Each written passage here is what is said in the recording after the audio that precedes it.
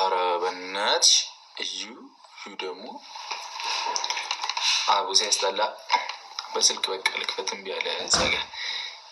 ኦፊም ሲጀመር ኳስ የለ ምን የለ ምን አታክል